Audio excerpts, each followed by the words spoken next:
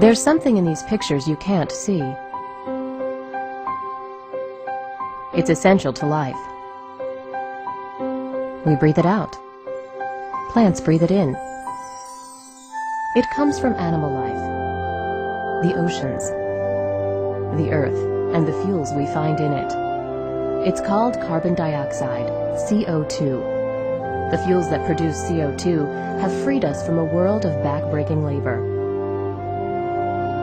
lighting up our lives, allowing us to create and move the things we need, the people we love. Now some politicians want to label carbon dioxide a pollutant. Imagine if they succeed. What would our lives be like then? Carbon dioxide. They call it pollution. We call it life. We're going back in time now, 650,000 years. Here's what the temperature has been on our Earth. Now, one thing that kind of jumps out at you is, did they ever fit together? Most ridiculous thing I've ever heard. The relationship is actually very complicated, but there is one relationship that is far more powerful than all the others, and it is this. When there is more carbon dioxide, the temperature gets warmer. Al Gore says the relationship between temperature and CO2 is complicated, but he doesn't say what those complications are. In fact, there was something very important in the ice core data that he failed to mention. Professor Ian Clark is a leading Arctic paleoclimatologist who looks back into the Earth's temperature record tens of millions of years. When we look at climate on long scales, we're looking for geological material that actually records climate. If we're to take an ice sample, for example, we use isotopes to reconstruct temperature, but the atmosphere that's imprisoned in that ice, we liberate, and then we look at the CO2 content. Professor Clark and others have indeed discovered, as Al Gore says, a link between carbon dioxide and temperature. But what Al Gore doesn't say is that the link is the wrong way round. So here we're looking at the ice core record from Vostok, and in the red we see temperature going up from early time to later time at a very key interval when we came out of a glaciation. And we see the temperature going up, and then we see the CO2 coming up. CO2 lags behind that increase. It's got an 800-year lag, so temperature is leading CO2 by 800 years. There have now been several major ice core surveys. Every one of them shows the same thing. The temperature rises or falls, and then, after a few hundred years, carbon dioxide follows. But how can it be that higher temperatures lead to more CO2 in the atmosphere? To understand this, we must first restate the obvious point that carbon dioxide is a natural gas produced by all living things. Few things annoy me more than to hear people talking about carbon dioxide as being a pollutant. You're made of carbon dioxide. I'm made of carbon dioxide. Carbon dioxide is how living things grow. What's more, humans are not the main source of carbon dioxide. Humans produce a small fraction in the single digits percentage-wise of the CO2 that is produced in the atmosphere. Volcanoes produce more CO2 each year than all the factories and cars and planes and other sources of man-made carbon dioxide put together.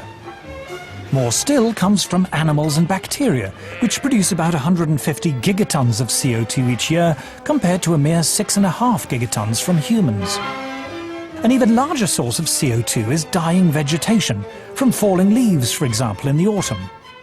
But the biggest source of CO2 by far is the oceans.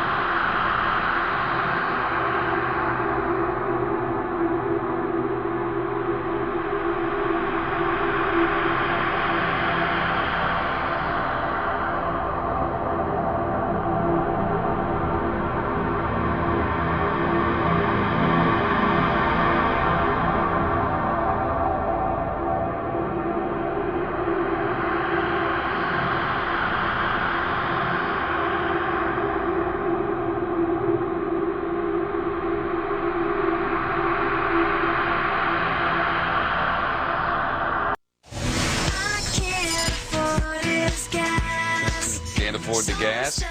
Most Americans are singing that tune these days, but would you pay even more at the pump, and I mean a lot more, if that would help battle global warming?